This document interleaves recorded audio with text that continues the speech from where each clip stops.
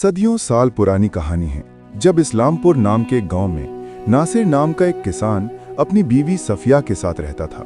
उसके निकाह के 2 साल के अंदर नासिर की बीवी हमल से हुई तो वो बहुत ही खुश था, लेकिन ये खुशी ज्यादा दिनों तक नहीं टिक सकी क्योंकि बच्चे की पैदाइश के वक्त उसकी बीवी सफिया की मौत हो गई। सफिया ने एक बेटे को जन्म दिया, लेकिन खुद वो इस दुनिया से रुखसत हो गई। नासिर अपने बीवी की मौत से बहुत ही दुखी हुआ। उसके बेटे का नाम आलम रखा गया। गांव वाले उसे आलम कहकर बुलाते थे, लेकिन नासिर अपने बेटे आलम को बिल्कुल भी पसंद नहीं करता था क्योंकि उसका मानना था कि उसी की वजह से उसकी बीवी की मौत हुई है। ना तो उसका बेटा इस दुनिया में जन्म लेता और ना उसकी बीवी उसे छोड़कर चली जाती। इसलिए नासिर आलम का देखभाल तो कर रहा था, लेकिन उसे एक बाप की तरह मोहब्बत नहीं करता था। आलम जब 2 साल का हो गया तो नासिर के कई रिश्तेदारों ने उसे दूसरा निकाह करने के लिए कहा और फिर नासिर ने दूसरा निकाह कर लिया। अब तो आलम की मुश्किलें और भी बढ़ गई थी क्योंकि सौतेली माँ जमीला भी आलम को बहुत ही नापसंद करती थी। देखते ही देखते नासिर की दूसरी बीवी जमीला ने भी एक हसीन बेटे को जन्म दिया। अब तो नासिर और उसकी दूसरी बीवी जमीला अपने नए बच्चे को ही बहुत मोहब्बत करते थे, लेकिन आलम की तरफ से वो बिल्कुल लापरवाह हो चुके थे। आलम की सौतेली माँ जमीला ना तो उसके खाने पीने का ख्याल रखती और ना ही उसे अच्छे कपड़े पहनाती। वो तो अपना सारा प्यार अपने असली बेटे राशिद पर ही लुटा रही थी। बेचारा आलम हमेशा अपने माँ बाप की मोहब्बत के लिए तरसता रह गया। धीरे धीरे वक्त गुजरा और दोनों लड़के अब जवान हो चुके थे। एक दिन आलम बड़े उदास दिल से एक दरख्त के नीचे बैठा हुआ था कि तभी गांव का मुखिया उसके पास आया और बोला, क्या बात है आलम, आज फिर से इस दरख्त के नीचे उदास क्यों बैठे हुए हो? क्या घर वालों से कोई झगड़ा हो गया है? मुखिया की बात सुनकर उदास आलम कहने लगा, अब मैं क्या बताऊं मुखिया जी, आप तो जानते हैं कि मेरे पैदा होते ही मेरी अम्मी रुखसत हो गई थी और अम्मी के गुजरने के बाद अब्बू ने दूसरा निकाह कर लिया था, मगर दूसरी अम्मी जमीला ने मुझे कभी अपना बेटा समझा ही नहीं। मुखिया बोला, हाँ जानता हूँ आलम, तुम्हारे अब्बू नासिर की जो दूसरी औलाद है, तुम्हारे अब्बू उसे हद से ज्यादा मोहब्बत करते हैं। आलम बोला, मुखिया जी कभी कभी तो मेरा दिल करता है कि मैं गाँव छोड़कर कहीं दूर चला जाऊं। मुखिया आलम को समझाते हुए कहने लगा, देख बेटा, ऐसी गलती कभी भूल कर भी मत करना। यही तो तुम्हारी सौतेली अम्मी जमीला और सौतेला भाई राशिद चाहते हैं कि तुम गांव छोड़कर कहीं दूर चले जाओ और उनके रास्ते का कांटा हमेशा के लिए साफ हो जाए। उन दोनों ने तुम्हारे अब्बू नासिर की आंखों पर यकीन की झूठी पट्टी बांध रखी है। आलम ने कहा, लेकिन मुखिया जी आप तो जानते हैं कि अब्बू नासिर मुझे बिल्कुल भी पसंद नहीं करते, अब आप ही बताइए मैं क्या करूं? मुखिया बोला, बेटा दिल छोटा मत करो, तुम्हें तो खुदा की तरफ से एक नेमत मिली हुई है और वो नेकी की नेमत है। इस तरह की नेमत तो तकदीर वालों को ही मिलती है। बेटा तुम फिक्र मत करो, तुम्हारे दिन जरूर बदलेंगे। इस तरह से मुखिया ने आलम को समझाया बुझाया और उसका हौसला बढ़ाया और फिर वहां से चला गया। आलम भी मुस्कुराता हुआ अपने घर की तरफ चलने लगा। अभी वो कुछ दूर ही गया था कि तभी उसकी नजर एक फकीर पर पड़ी जो दरख्त के नीचे बैठा हुआ था और वो करहा रहा था। दर्द उसके चेहरे पर साफ दिखाई दे रहा था। आलम फकीर बाबा के पास गया और बोला, क्या हुआ फकीर बाबा, आपको कुछ तकलीफ है? आपके चेहरे पर दर्द साफ साफ दिखाई दे रहा है। फकीर ने कहा, बेटा कुछ दिनों से मेरे पैर में बहुत ही ज्यादा तकलीफ है और इस वक्त मुझे बहुत ही प्यास लग रही है, मगर तालाब यहाँ से काफी दूर है। ये सुनकर आलम बोला, आप फिक्र मत कीजिए फकीर बाबा, अगर आपको प्यास लगी है तो मैं आपको पानी पिलाता हूँ। इतना कहकर आलम फकीर के लिए पानी लेने चला गया। कुछ देर के बाद वो एक मटके में पानी लेकर आया और उसने फकीर को पानी पिलाया। इसके बाद आलम ने कहा, फकीर बाबा अगर आप चाहें तो मैं आपको सहारा देकर आपकी कुटिया तक पहुंचा सकता हूं।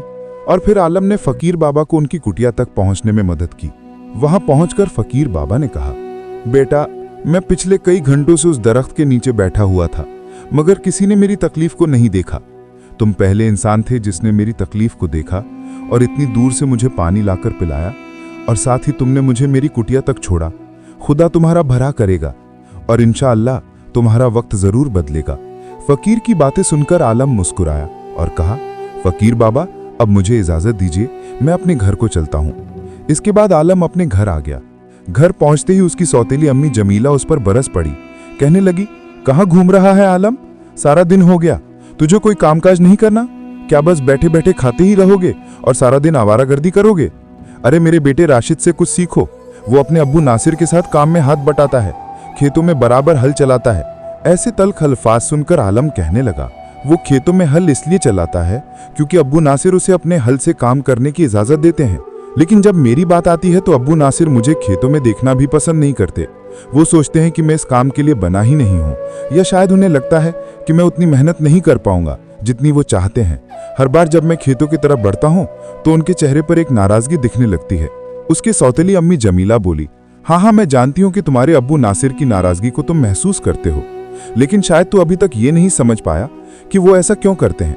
वो तो तुझे हमेशा मनहूस समझते हैं ना, क्योंकि जिस दिन तू पैदा हुआ था ना, उसी दिन तूने अपनी अम्मी सफिया को खा लिया था, इसलिए उनके दिल में इस बात की गहरी चोट है, और हर बार जब वो तुझे देखते हैं तो उन्हें उस दिन का दर्द याद आ जाता है। अपनी सौतेली अम्मी जमीला की जुबान से ये सारी बातें सुनकर आलम परेशान हो गया और बोला, बस करो अम्मी, अब इससे आगे और कुछ मत कहना, मैं कुछ और नहीं सुनना चाहता। उसकी सौतेली अम्मी जमीला झिड़कती हुई बोली, खबरदार जो तूने मुझे अम्मी कहा, मैं कोई तेरी अम्मी मम्मी नहीं हूं, मैं तो सिर्फ राशिद की अम्मी हूं। अब तो आलम को भी गुस्सा आ गया था। वो बोला, ठीक है, मैं जा रहा हूं, आज तो मैं अब्बू नासिर से इस बारे में बात करके ही रहूंगा। इतना बोलकर आलम गुस्से में पैर पटकता हुआ अपने अब्बू नासिर के खेतों में चला गया, जहां पर उसके अब्बू नासिर अपने बेटे राशिद के साथ काम कर रहे थे। आलम गुस्से से अपने अब्बू नासिर से बोला, अब्बू, आज आपको मुझे बताना ही होगा कि आखिर मेरी गलती क्या है। आप हमेशा राशिद की तरह मुझे मोहब्बत क्यों नहीं करते? आप राशिद की तरह मुझे खेतों में काम क्यों नहीं करने देते? उसके अब्बू नासिर कहने लगे, आलम, तुम्हारी परवरिश करना मेरी मजबूरी थी। तुमने तो पैदा होते ही मेरी बीवी सफिया को मुझसे छीन लिया था। तुम्हारे जैसे मनहूस को मैं अपने मुंह नहीं लगाना चाहता। अभी ये सब बातें चल ही रही थी कि तभी वहां पर वो फकीर बाबा आ पहुंचे, जिसकी कुछ देर पहले आलम ने मदद की थी। फकीर बाबा नासिर से कहने लगे, जिस बेटे को तुम मनहूस बता रहे हो ना, ये तो बहुत ही किस्मत वाला है। नासिर बोला, किस्मत वाला? और भला ये कैसे मुमकिन है? फकीर ने कहा, वो तो तुम्हें वक्त आने पर पता चल ही जाएगा। फकीर की ऐसी बातें सुनकर नासिर के बगल में खड़ा हुआ उसका बेटा राशिद आलम का मजाक उड़ाते हुए बोला, आप ये कैसी बातें करते हैं फकीर बाबा? किस्मत वाला और ये? अरे जो पैदा होते ही अपनी अम्मी सफिया को खा गया और इस उम्र में भी वो अपने माँ बाप पर बोझ बनकर बैठा हुआ है, भला वो किस्मत वाला कैसे हो सकता है? सौतेले भाई राशिद की जुबान से अपने लिए ऐसे तल्ख अल्फाज सुनकर आलम की आंखों में आंसू आ गए। तब फकीर बाबा आलम को समझाते हुए बोले, बेटा, दिल छोटा करने की जरूरत नहीं है। जो लोग आज तुम्हारा मजाक उड़ा रहे हैं, वही लोग मुस्तकबिल में तुम्हारी तारीफ के पुल बांधेंगे। बस तुम्हें हौसला कायम रखना है और किसी भी कीमत पर हिम्मत नहीं हारनी है। तुम्हारा वक्त जल्द ही बदलेगा। इतना कहकर फकीर बाबा वहां से चले गए। वक्त अपनी रफ्तार से चला। कुछ दिनों के बाद एक सिपाही आलम के गांव में आया और सभी गांव वालों को इकट्ठा करके बोला, सुल्तान महमूद ने अपनी बेटी का खुद से दूल्हा चुनने का एक मुकाबला रचा है और इसमें कोई सुल्तान या शहजादा नहीं, बल्कि आम रियाया के लोग हिस्सा लेंगे। इस मुकाबले में एक बहुत ही भारी तलवार रखी जाएगी। जो भी जवान उस तलवार को उठाने में कामयाब होगा, राजकुमारी का निकाह उससे किया जाएगा और इस तरह से मुस्तकबिल का इस्लामपुर का सुल्तान उसे ऐलान कर दिया जाएगा। इतना कहकर सिपाही वहां से चला गया। सारे गांव में खुशी की लहर दौड़ गई। नासिर की दूसरी बीवी यानी आलम की सौतेली अम्मी जमीला अपने बेटे राशिद से कहने लगी, बेटा, तुम अपने अब्बू नासिर के साथ खेतों में हल चलाते हो और कड़ी धूप में पसीना बहाकर अनाज उगाते हो। मुझे यकीन है कि तुम्हारे हाथों में इतनी कुव्वत है कि तुम उस तलवार को आसानी से उठा लोगे। राशिद बोला, हाँ अम्मी, मैं भी यही सोचता हूं कि मैं उस तलवार को जरूर उठा लूंगा और मुझे इस मुकाबले में हिस्सा लेना चाहिए। तभी नासिर वहां पर आया और मुस्कुराते हुए राशिद से बोला, बेटा, मुझे पूरा यकीन है कि तुम मेरा नाम जरूर रोशन करोगे। हाँ अब्बू, आप दोनों की दुआ मेरे साथ रहेगी तो मैं ये मुकाबला जरूर जीत लूंगा। ठीक उसी वक्त नासिर ने देखा कि उसका बेटा आलम भी कहीं पर जाने की तैयारी कर रहा था। वो अपने बेटे आलम से बोला, तुम इस वक्त कहाँ जाने की तैयारी कर रहे हो आलम? आलम बोला, अब्बू, मैं भी उस मुकाबले में हिस्सा लेने के लिए जा रहा हूँ। मुझे भी उस मुकाबले में हिस्सा लेने का पूरा हक है। नासिर ने कहा, तुम उस मुकाबले में हिस्सा नहीं लोगे, लेकिन अब्बू क्यों? तब आलम की सौतेली अम्मी जमीला बोली, क्योंकि मैं नहीं चाहती कि तुम उस मुकाबले में हिस्सा लो, ये मेरा हुक्म है। आलम बोला, अगर आप एक अम्मी की तरह मुझे हुक्म देती और मुझे अपना बेटा मानती तो मैं खुदा की कसम खा के कहता हूं कि मैं आपके हुक्म को कभी नहीं ठुकराता। तब आलम के अब्बू नासिर कहने लगे, तुम अपनी अम्मी जमीला का हुक्म मानो या ना मानो, लेकिन कम से कम मेरा हुक्म तो तुम मान ही सकते हो। मैं चाहता हूं कि मेरा बेटा राशिद ही उस मुकाबले में हिस्सा ले और वही राजकुमारी का शौहर बने। तब आलम मायूस होकर कहने लगा, ठीक है अब्बू, मैंने आज तक आपकी कोई बात नहीं टाली। अगर आपकी यही मंशा है तो मैं उस मुकाबले में हिस्सा नहीं लूंगा। इतना कहकर आलम उदास दिल से घर से बाहर निकल गया, जबकि उसका सौतेला भाई राशिद तैयार होकर सीधे महल में जा पहुंचा। महल के अंदर इस्लामपुर राज्य के कुछ और भी बहादुर जवान खड़े थे। सच में वहां पर कोई सुल्तान, शहजादा या बादशाह नहीं था, बल्कि सभी आम नौजवान थे। सुल्तान महमूद अपने तख्त पर बैठा हुआ था और उन सभी जवानों की तरफ देखकर वो बोला, मुझे यकीन नहीं होता कि मेरे राज्य में इतने बहादुर और हिम्मत वाले जवान हैं जो मेरी बेटी से निकाह करना चाहते हैं। लेकिन क्या तुम सब जानते हो कि मैंने तुम्हें यहाँ पर क्यों बुलाया है? सुल्तान की बात सुनकर सभी जवान सुल्तान की ओर सवालिया नजरों से देखने लगे। तब सुल्तान महमूद ने कहा, तुम सबको यहाँ पर कोई मुकाबले में हिस्सा लेने के लिए नहीं बुलाया गया है और ना ही यहाँ पर कोई मुकाबला हो रहा है, बल्कि मैं तो ये देखना चाहता था कि मेरे राज्य में कितने ऐसे लोग हैं जो मेरी राजगद्दी हासिल करना चाहते हैं। इसलिए मैंने इस मुकाबले का नाटक रचा। अब मुझे पता चल गया है कि मेरे राज्य में इतने सारे लालची लोग हैं जो मुकाबला करके मेरी बेटी से शादी करना चाहते हैं। इसलिए इस लालच के बिना पर तुम लोगों को सजा जरूर मिलेगी। इतना कहकर सुल्तान महमूद ने अपने सिपाहियों को हुक्म दिया, देखते क्या हो सिपाहियों, इन सारे नौजवानों को कैदी बनाकर जेल में डाल दिया जाए। कुछ दिनों के बाद इन सभी को फांसी पर लटका दिया जाएगा। ये सुनकर राशिद और वहां पर खड़े बाकी जवान बुरी तरह से डर गए। सिपाहियों ने उन सबको कैदी बनाकर जेल में डाल दिया। कुछ ही देर के बाद यह खबर पूरे राज्य में जंगल की आग की तरह फैल गई। आलम की सौतेली अम्मी जमीला, जो कि कुछ देर पहले बहुत ही खुश हो रही थी, वो अब फूट फूट कर रो रही थी। वो अपने शौहर नासिर से बोली, हाय रे मेरी फूटी किस्मत, जो मैंने अपने बेटे राशिद को उस मुकाबले में जाने के लिए कहा। मुझे क्या पता था कि उस पापी सुल्तान महमूद के दिमाग में क्या चल रहा है। अब मैं क्या करूं? हे खुदा, मेरे बेटे राशिद को कोई तो उस महल से वापस लेकर आओ। अपनी बीवी जमीला को इस तरह से परेशान होता देखकर नासिर कहने लगा, भाग्यमान, हम कुछ नहीं कर सकते।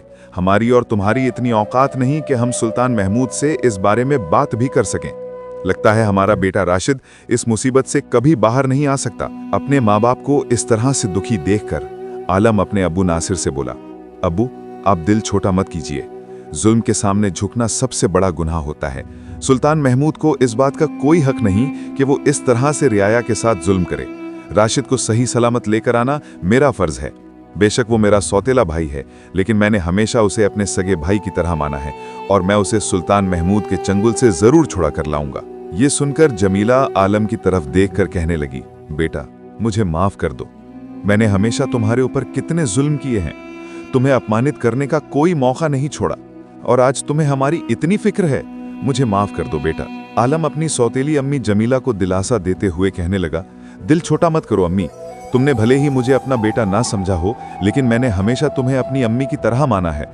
मैं अभी इसी वक्त सुल्तान महमूद के दरबार में जाकर उनसे बात करूंगा और अपने भाई राशिद को वहां से छोड़ा कर लेकर आऊंगा। इतना कहकर आलम सीधा सुल्तान महमूद के दरबार में पहुंचा और सुल्तान से कहने लगा, सुल्तान, ये तो सरासर जुल्म है।